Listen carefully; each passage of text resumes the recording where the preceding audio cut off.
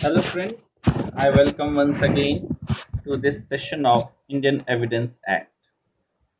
In this session, we will start with section 12 till section 11 we have seen in our video lectures.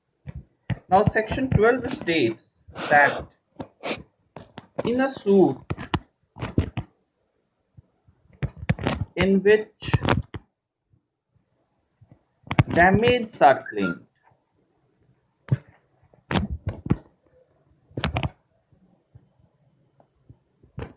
any fact which enable the court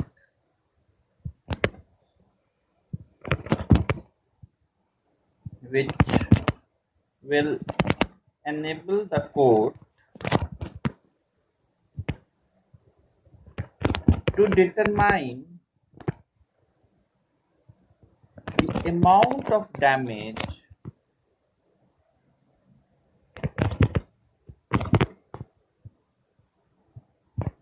are relevant. So simply speaking, if we decode section 12, it says that in a suit there must be a suit, and that should be regarding damage. Damage means the monetary compensation.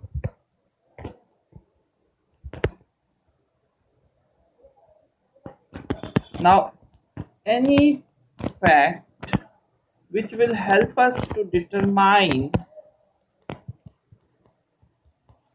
the amount of damage are made relevant. Here determine means that anything which will help us to decide what should be the amount of monetary compensation. Anything which will help us to decide that the monetary compensation that has been asked should be as it is, or anything which has a tendency to increase the amount of monetary compensation, or anything which has the tendency to decrease the amount of monetary compensation. All those facts are made relevant under section 12 of Indian Evidence Act. This is a small section. Thereafter we will see section 13 of Indian Evidence Act. Now this section 13, it makes relevant certain facts when rights or custom is in question. So when any right is in question or when any custom is in question, then certain facts have been made relevant under section 13. Now what are those facts? There are two kinds of facts that has been made relevant regarding it. Any transaction or any particular instance. Mind you friend, the word is particular, not general. So any particular instance or any transaction in which the right was either created or claimed, modified, recognized, asserted, or denied, then those transactions or those particular instances where any of this thing was done will be relevant as far as the establishing any right or custom is concerned. Not only those transactions or those particular instances where it was asserted or which is consistent with it, even those transactions or those particular instances which will be inconsistent with it, that is which will be inconsistent with the claim of right or custom will also be relevant. Now, illustration has been given where it is says that the question is whether A has a right to fishery. So this right is in question. In any transaction or any particular instances where that right was created, claimed, modified, recognized, asserted, denied, anything consistent with it or anything inconsistent with it will be relevant as such. So illustration reads that a deed conferring the fishery on A's ancestor, a mortgage of fishery by A's father, a subsequent grant of fishery by A's father, irreconcilable with the mortgage, particular instance in which A's father exercised the right, or in which the exercise of right was stopped by A's neighbors are relevant as such. So, section 13 makes any transaction or any particular instances where certain right was created, claimed, modified, recognized, asserted, or denied relevant when the question of any right or custom is in question. Now let us see section 14. Now this is an important question, important section as such, because it says it makes any facts showing existence of state of mind or body or of body, a state of mind or a state of body or of bodily feeling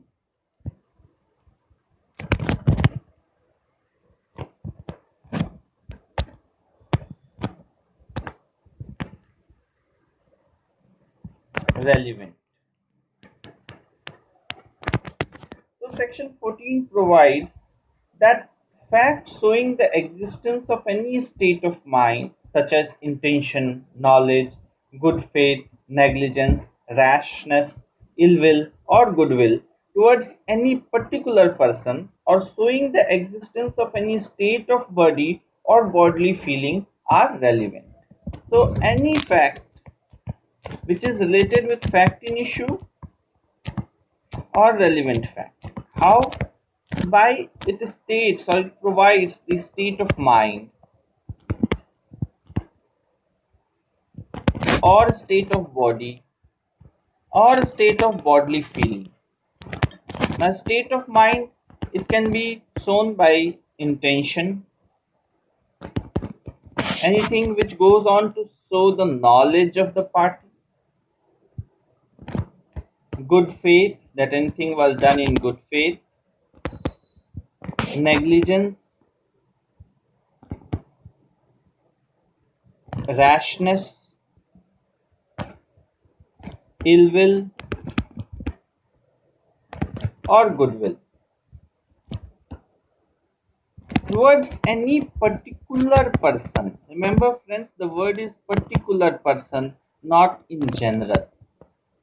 This has been asked in preliminary examination many a times, that whether these state of minds are with regard to any general person or whether these state of mind are with regard to any particular person. Then remember, it is with regard to that particular person.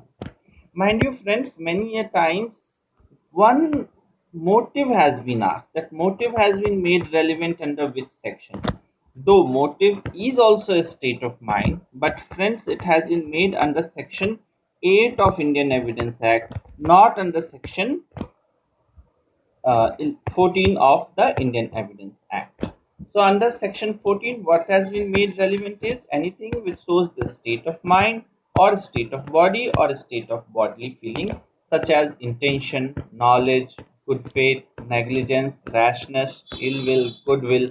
These all are very important because in criminal law, anything, an act is generally an act is a criminal act only when it is followed by mens rea or the mental intent to cause a crime. Now, two explanations have been attached to section 14. Explanation 1, which says that evidence of a specific fact and not general tendency. So, a specific fact and not general tendency.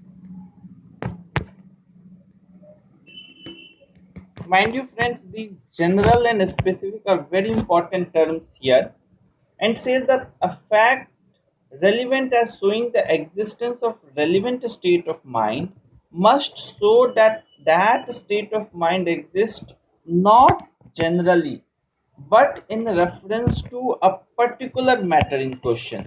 So these state of mind should not be with respect to a general tendency, but it should be with respect to a particular state, a particular matter, a specific fact as such.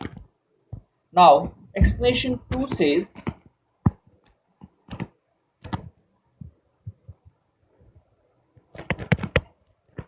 when previous commission by the accused of an offense is relevant, the previous conviction of such person is also a relevant fact. So, when commission of an accused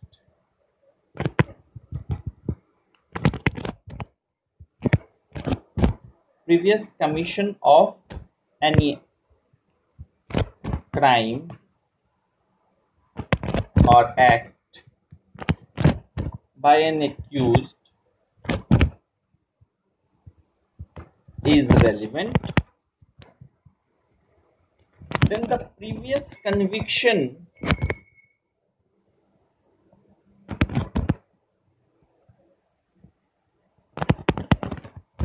is also a relevant fact. So previously also that person or that person is a habitual criminal can be proved that previously also he has committed the same offense. And how do we prove that previous also he has committed the same offense? By showing that previously also he has been convicted for the same offense. Now we'll see certain illustrations that has been attached. One is that A is accused. Illustrations.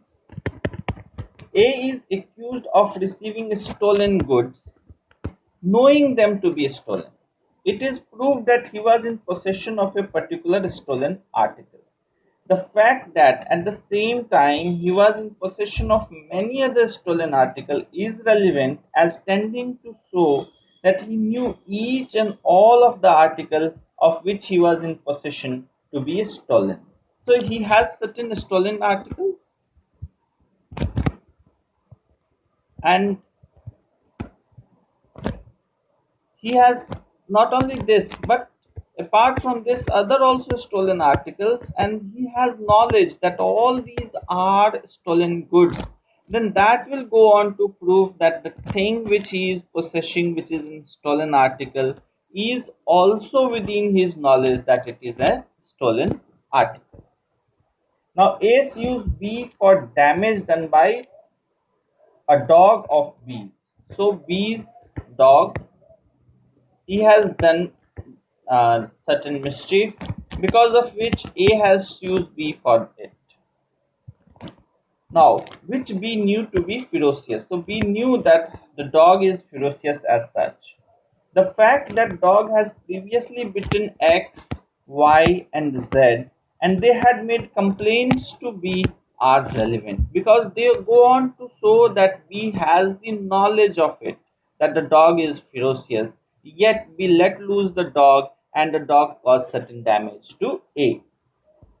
Now, A is charged with shooting at B with intent to kill him. In order to show A's intent, the fact of A's having previously shot at B may be proved. So the question is whether the A shot at B with intention. Then this fact that earlier also A had shot at B can be proved that A had the intention to kill B. Another is A is tried for murder of B. by intentionally shooting him dead. The fact that A on other occasion had shot B is relevant as showing his intention to shoot B. The fact that A was in habit of shooting people with intent to murder is irrelevant. So the question is whether A has shot at B with the intention to kill him. Then the fact that earlier also A had tried to shoot at B and kill him will be relevant. But the fact that A is in general habit of shooting B, of shooting C, shooting D, or shooting at people and killing will not be relevant because they will be general matters and not particular instances.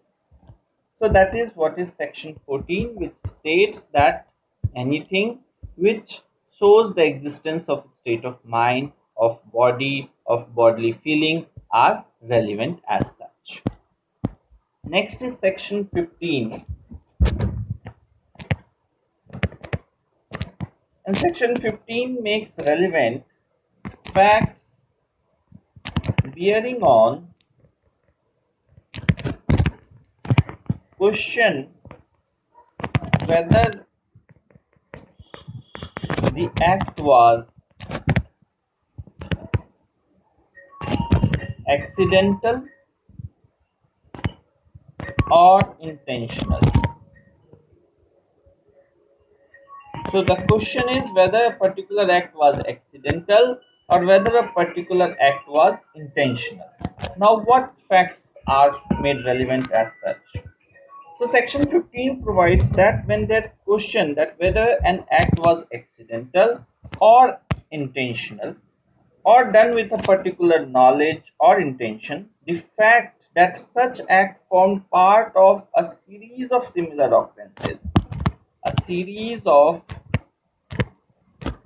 similar occurrences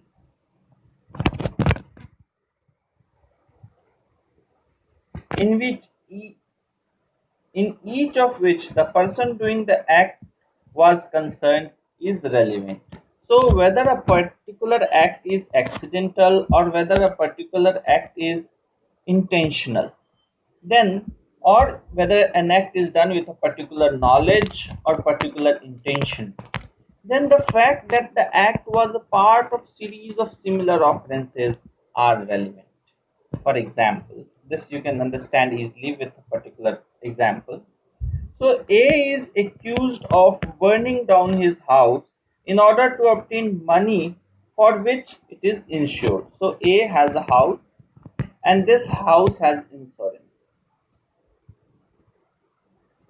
Now, A is accused that what he did is that actually it is he himself who burned the house and his intention was to gain the insurance money as such.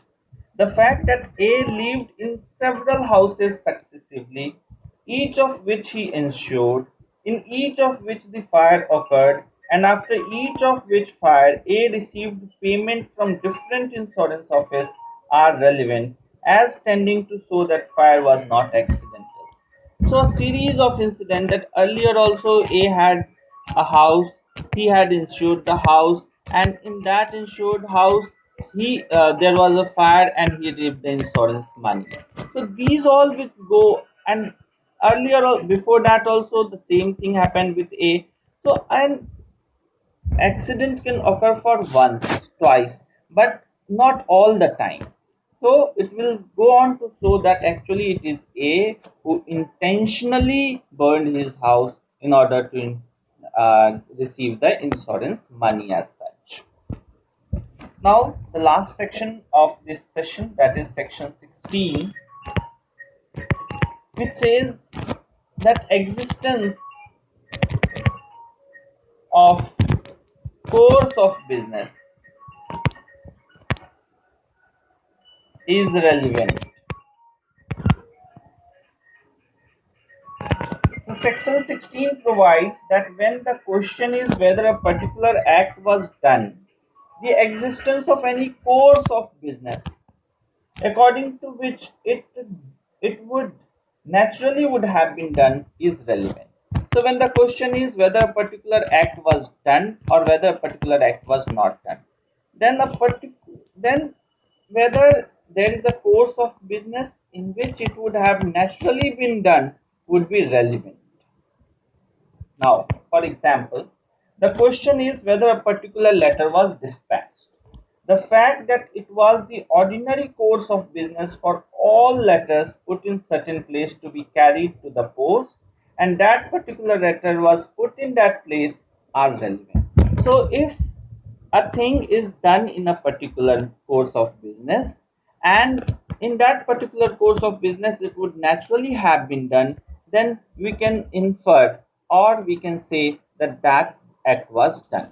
So section 16 makes any fact relevant where the question is whether a particular act was done or not, and there is any course of business in which it would naturally have been done.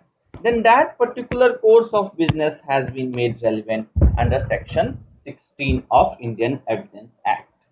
In our next session, we will go for the admission and confession part. Just a quick revision of what all we have done in this session. We have seen section 12.